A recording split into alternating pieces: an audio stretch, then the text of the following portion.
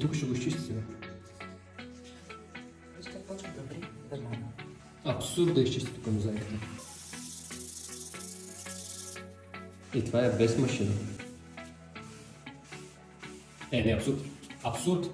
Здравейте! Днеска ще чистим залата на Друмев, понеже сами виждате след толкова много усилия, ремонти и какво ли още не, абсолютно има нужда от професионална помощ и от нашето почистване съответно. Надявам се съответно вече всичко да се получи супер и Друмев да остане очарован, както и всички останали негови сладури, които ще идват тук при него и съответно ще могат да тренират и да се забавляват. И виждате, определено имаме нужда от доста търкане и доста работа. Не знам дали сте виждали, мили мои, мазилка по такава насилка, която е от моето време. Тоест доста дълго време. Тая мозайка е цялата дроб.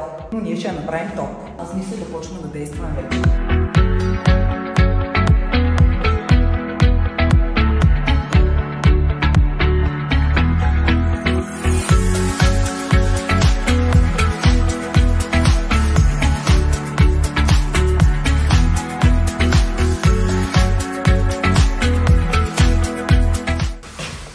Приключихме вече тук, сега преминаваме към следващата задача. Сега трябва вече да се заемем и с уредите съответно в залата на Друмев. Виждате ги сами в какво състояние са. Топ! Топ състояние, ама ние ще ги направим перфектни. Само гледайте.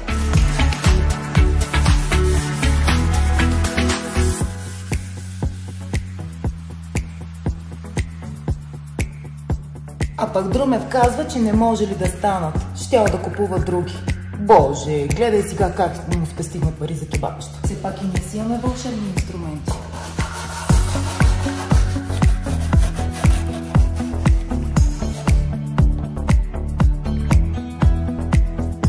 Това тук е чистено над 10 пъти, даже от самия Друмев. И съвсем сериозно застана пред мен и обяснява как това не подлежи на почистване и как ще го сменя. Това го почистих аз току-що. Мисля, че се вижда разликата и че може съответно да бъде почистено. Успяхме да се справим и с тази задача.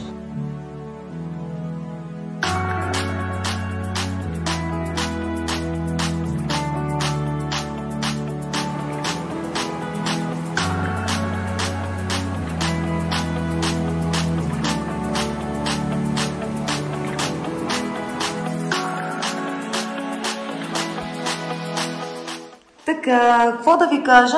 Опитваме се да оправим пода и на Друмев и тук. В момента доста се получава, вижте кой излиза, при условие, че господин Друмев го е мил не знам колко хиляди пъти. Надявам се да успеем да маним мръсотията, която сигурно 1947-8.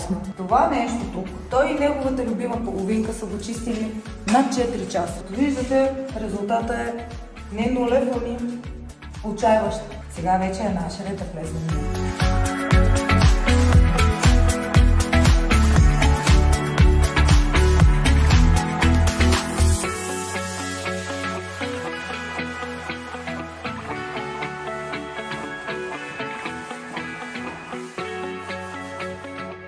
Работният ден за днес приключи, но мога да ви покажа съответно какви бяха резултатите до момента. Стартирахме от тук, ако се спомняте, и знаете в какво състояние беше, при условие, че Друмев желаеше съответно да го подменя. Ние му спестихме едни парички и това нещо вече няма да се подменя. Подовете са почистени. За съжаление, аз не мога да скачам като Друмев, за да мога да ви покажа колко е готино, но той ще ви покаже в някои от неговите клипове колко готино се скача вече на почистеното. Ето и мозайката, която е по-стара от мен дори. И тя взе да се получи. И тоалетната съответно се правихме на ВК. Разпушихме, почистихме. Виждате мозайката стана. И най-важното, ъгълчето на Друмев, който го чистил над 4 часа. То пазете и то стана. Най-вероятно се интересувате точно как успяхме да направим такива чудеса в сграда, която е от комунизма. Ще ви издам една малка тайна.